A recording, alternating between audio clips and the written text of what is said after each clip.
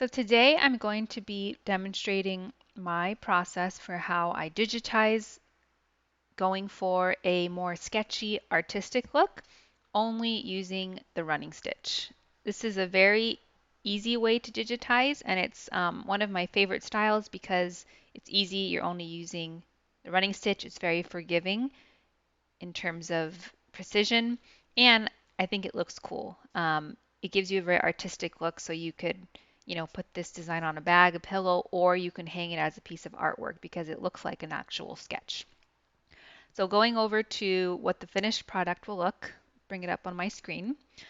So as you can see, the design here, it is very minimalist in what we've actually done. It's just a white piece of fabric, and we're using a single color black thread, and again, just one stitch type, which is a running stitch. Now, if you're new to digitizing, like when I first started, when I saw this style of digitizing, I thought it was very complicated and it would take, months of practice to get this right. But a lot of times when you're learning digitizing, this is one of the first styles you learn because it actually is very simple. You're just almost like drawing on a paper, but you're drawing the threads in stitches to make this design. So the type of artwork that works best is, sketchy type designs.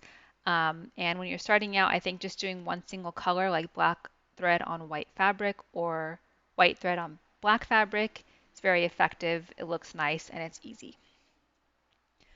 So going back to our digitizing program, I am using Hatch, and we're only using one stitch type. So in Hatch on the left-hand side, that would be selecting digitize open shape.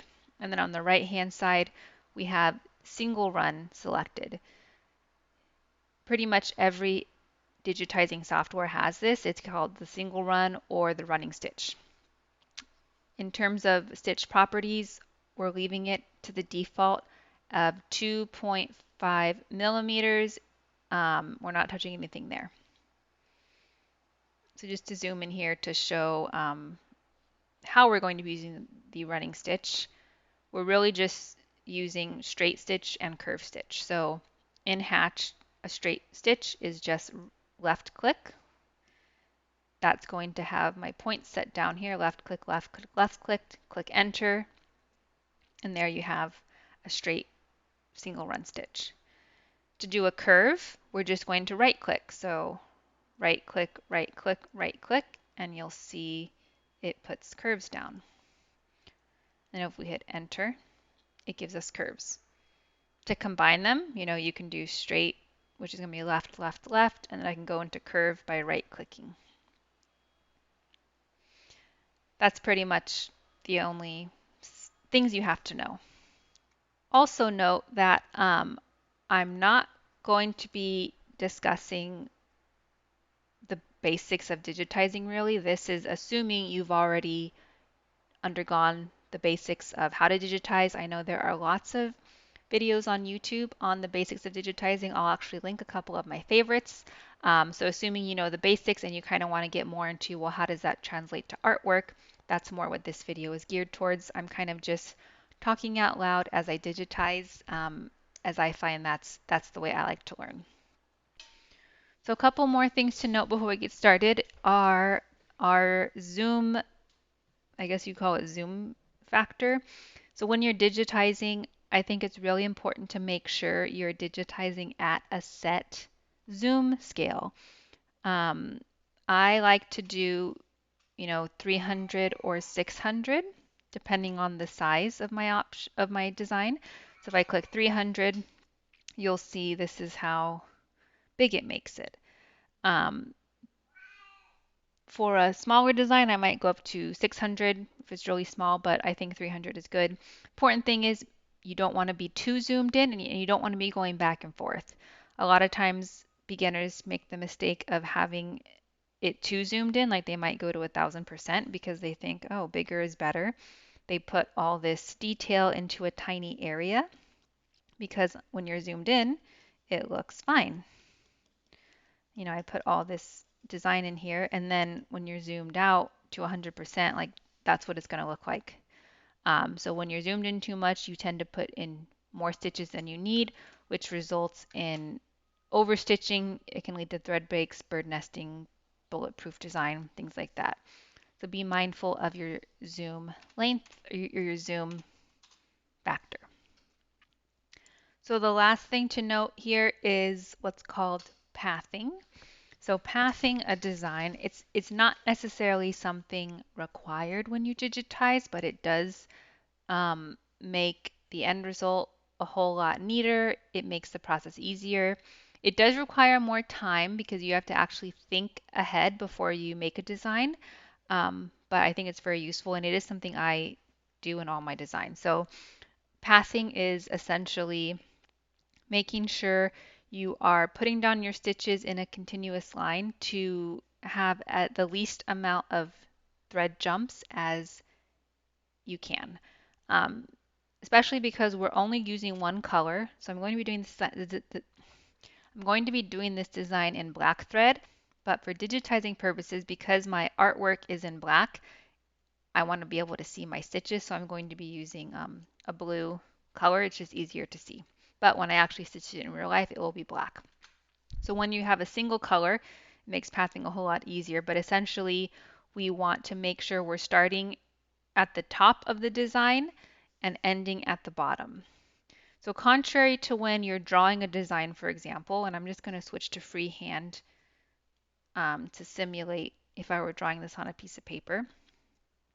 So when you're drawing this design on a piece of paper, it doesn't matter where you start.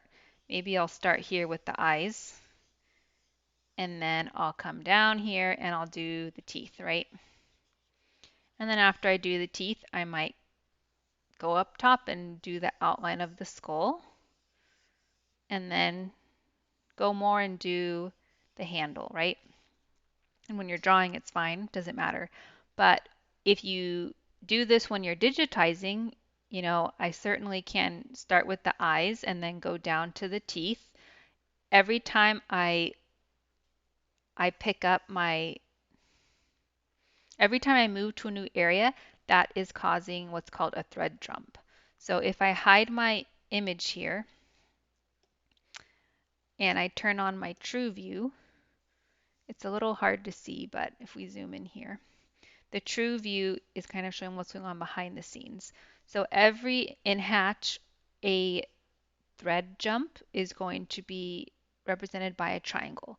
So every time I see a triangle on my screen, that means the machine is stopping and it's picking up and moving. So in this case, I drew the eye, it stops here, and then it's going to travel all the way up here to do the second eye. When this eye is done, it's going to stop and it's going to come down all the way to do the teeth. And then when the teeth are done, again, it's going to jump all the way to the top and do the skull top right here. So that adds time, number one. Every time the machine is stopping to move, it's taking longer for the design to finish out. Um, so it just slows you down. So I prefer to use pathing just because I do find it makes my designs more efficient. And I find it in the long run easier because I'm thoughtfully planning out my design. So I'm just going to visualize, and I like to start usually at the top. In this case, we'll probably start up here at the handle of the sword, work our way down, do the skull, and then finish here at the tip. So another thing to note is we want this to look kind of sketchy and artistic, so we can, in terms of the number of passes we do through each line, it can kind of be however we want it to be. Since this outline of the handle is a little thick, you'll see if I were just to do a single line, it's not very noticeable. So I'll probably do, maybe 3 or 4 passes to make it a little more thicker. And then in here, when I'm doing these little details, maybe I'll do 2 or 3. So starting up here, we're going to start right here, and I'll start just by doing a couple of curve stitches, right clicking, hit enter, and then I'm going to go over this, 3 or 4 times. So I'm going to go back, That's two. We'll do three and one more. Four. So there's 4 passes. Then we're going to come over and I still need to do the handle grooves right here. So I'm going to come up and over. And again, I'll do those 2 times before I go down and do the next one. So when you're doing designs like these, you almost want to think of drawing the running stitch in a single continuous line without, lifting your pencil, so to say. So I've just ended right here, so I need to keep that in mind where my start and end points are. Then we're just going to go back and forth a couple times to thicken it up.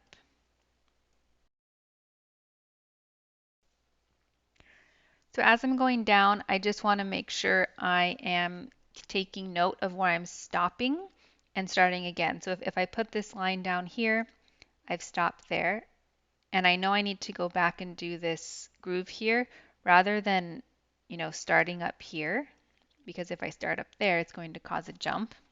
I essentially want to backtrack and then go over.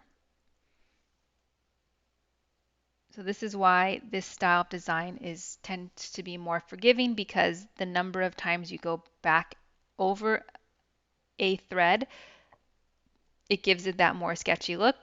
It could be 3 passes, it could be 4, it could be 2, it's not like everything has to be the same.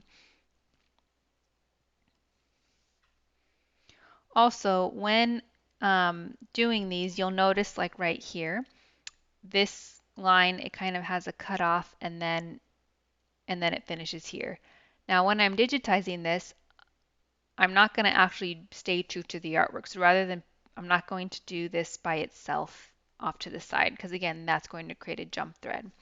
I'm just going to go over it and pretend it was a continuous line, because at the end of the day, nobody is looking at the finished artwork, they're looking at the finished design. So you can be free in editing, making little tweaks, leaving stuff out, adding stuff in order to be more efficient with your passing. So while these designs are easy, one thing I didn't realize when I first started was they are very time consuming. You literally are drawing the stitches out. So this is pretty much how the whole process is. You just slowly go over the design. This might take, an hour to do. Um, so it's not so exciting, but it can be relaxing. You just have to be patient and draw each thread to create the artwork. Okay, so I finished the handle part. So if I hide my artwork just to see what that looks like, and every now and then I do like to zoom out to 100% just to see what it looks like. So now we're going to finish the handle here.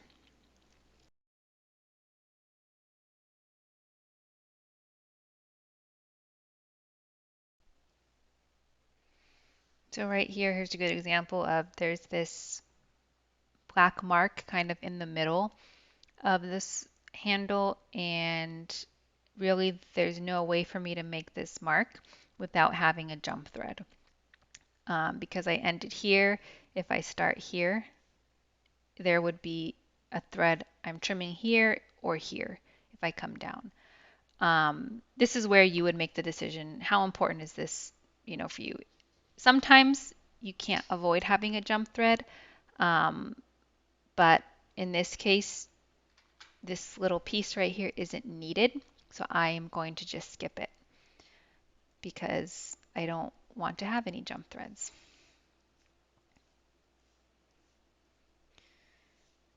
Okay, so I finished all the design in the handle. Um, but I've only gone over this big handle piece once, so I'm just going to go over it um, a total of 4 times.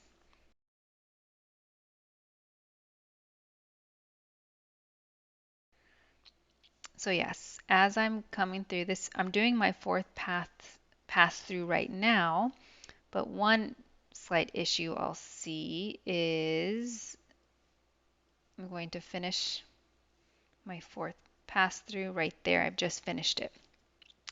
So I finished right here. I'll just make that little arrow to illustrate where I finished. This is where I finished. And now the next part is going to be down here. Now I could just pick up and start down here, but that's going to result in a jump thread, which again, technically is fine. My design would look the same, but I'm trying to minimize it. So I will actually just go back. So half of this sword handle is going to have 5 pass-throughs of thread, but you're probably not going to be able to tell the difference between 4 and 5 because it's very minuscule. So not a big deal that I'm going to have 5 pass-throughs on that half of the handle just because I want to avoid my jump threads. So now that I finished the sword handle, um, I can come down to the skull. So as I'm thinking about how I'm going to do the skull here,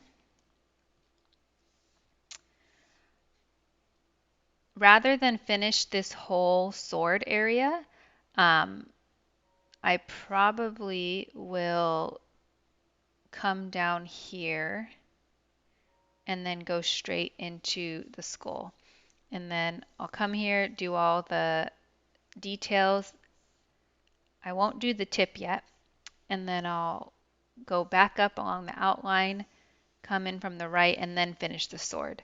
And then I can go through and do my 4 pass-throughs of thread through the skull and then end up at the bottom.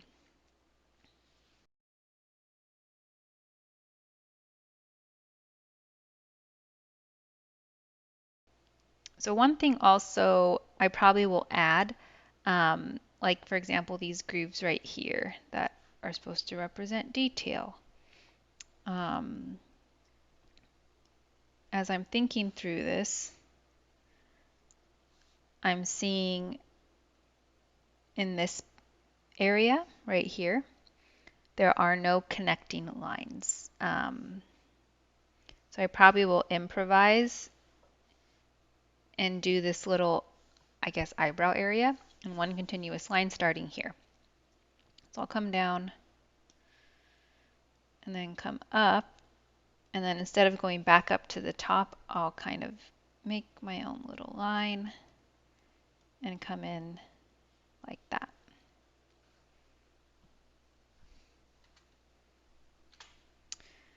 And here it's kind of like connecting the dots. From here, I'm just thinking, I guess we can do a continuous line all the way down.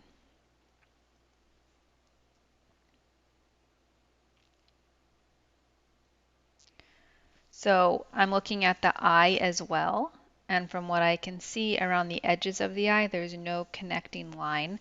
So if I'm coming from any area, because I don't want to have thread jumps, I need to decide where will that connecting line be so I can pass through the eye. So as I'm looking down here, just let me switch to freehand and go to red.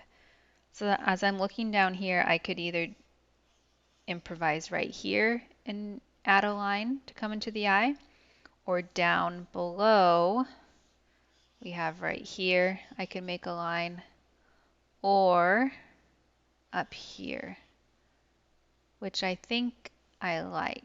If I'm coming up here and into the eye, I think that looks pretty natural. And on the right side, we have here as well. I can improvise and make those connect. So that is something I would think about as I'm going through. So that means we will not be touching this area. We will leave it alone for now. But that's just a mental note I'm making, so when I do come down here, I know I need to add that line to pass through the eye. So for this eyebrow piece, I will just finish it out.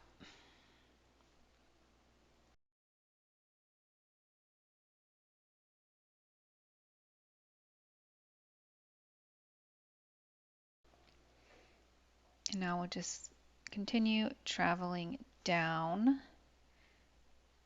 And again, here we have on the artwork, the lines are not connected, but I will just go ahead and connect them so we don't have any thread jumps. And as I'm going along the outline of the skull, I will decide where do I want to go in, do an area, and come out. So right here, before I continue going down, I have this area right here. I will go ahead and digitize it out. And since this area is a continuous black spot, but since we're only using the running stitch, we can just kind of do narrow lines to simulate a full stitch effect. So I kind of just want to make my lines close together so they kind of look like a fill, but a more drawn fill.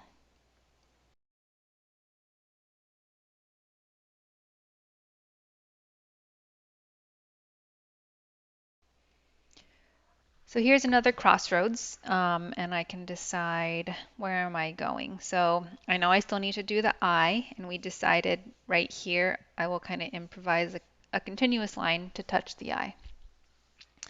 So we will go in here and I will start to make those lines.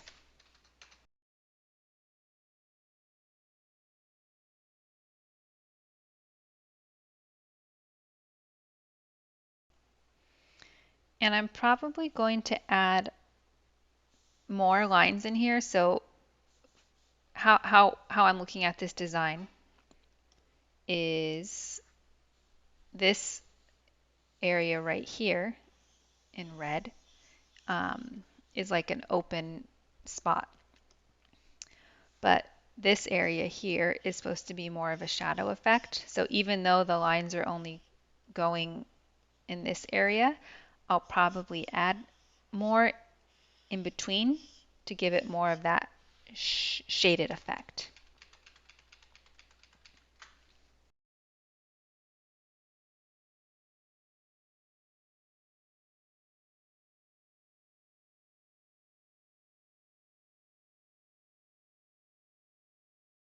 Now the eye is done, but we still have to come back out the eye.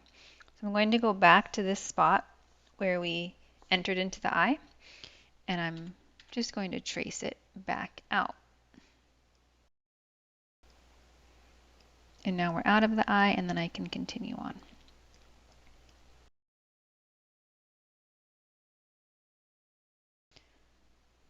So I'm just thinking here.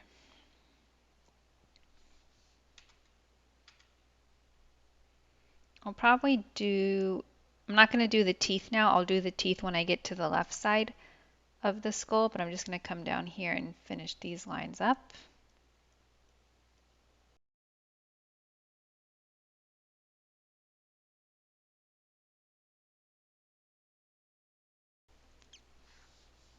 And again, I'm skipping the tip of the dagger for now. I'll do that at the very end. And then we'll come in and do the teeth and the other eye. So first I will do the eye. So I'm going to make my path to the eye. Again, we're improvising. So I'll actually just connect this line right here, like that.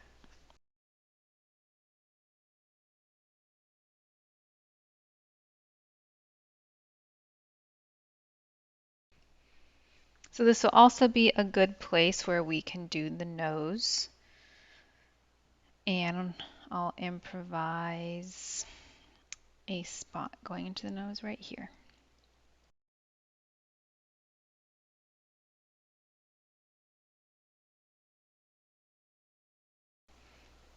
Okay, so I did 3 pass-throughs on the nose, and then we can come out and then finish the eye area.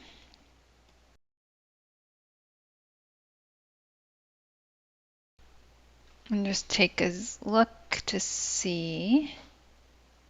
I think that looks fine. So that's for the eye. And now we can exit the eye the same way we came and go on to doing the teeth section. So for the teeth, I'm just going to, so we have all these little dots above the mouth, and I'm just going to ignore those. I don't think they're needed for the artwork. So we'll just come down, and the teeth is probably just going to be a lot of pass-throughs to thicken up the line. So I'll start on the top.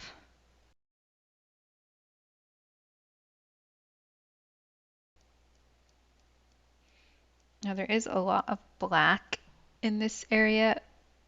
We don't necessarily need to cover it all up, just enough to be able to show that there is an outline of teeth here.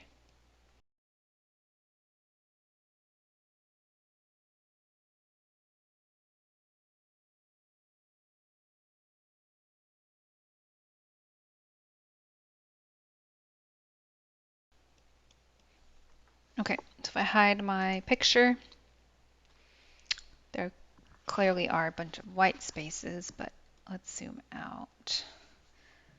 So when we're at 100%,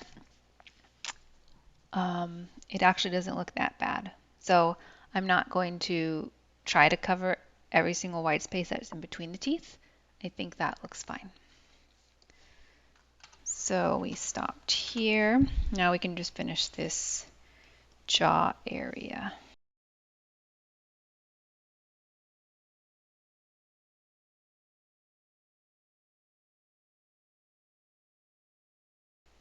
So we've finished pretty much the face of the skull. And now we just need to do the top of the knife and the bottom.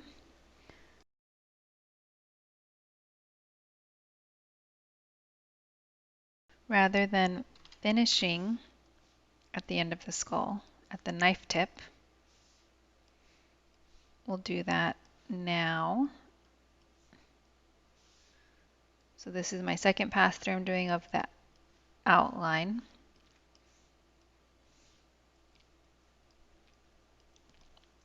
So when I get here, I'm actually going to just finish the knife now.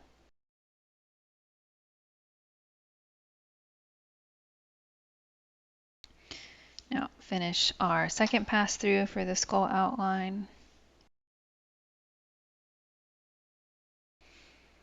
Now we're doing our third pass through.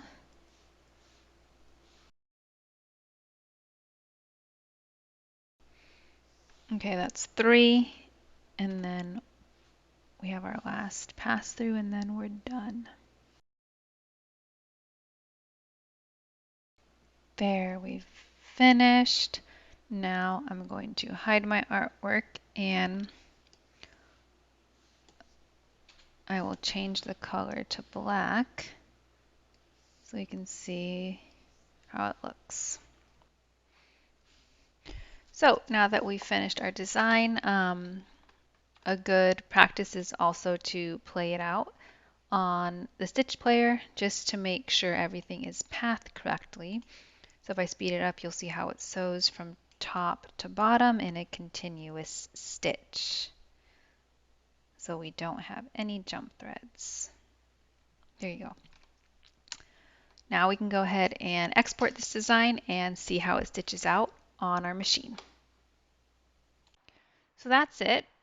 not as hard as you thought, right? You can see the finished result is this nice piece of artwork, and this style of digitizing can be applied to many different artworks. For example, here are some other designs I've done using the running stitch method. These are just simple sketches, and going over them with the running stitch gives them a really nice, simple yet artistic look. So I hope you enjoyed today's tutorial. Please let me know down in the comments if you have any questions.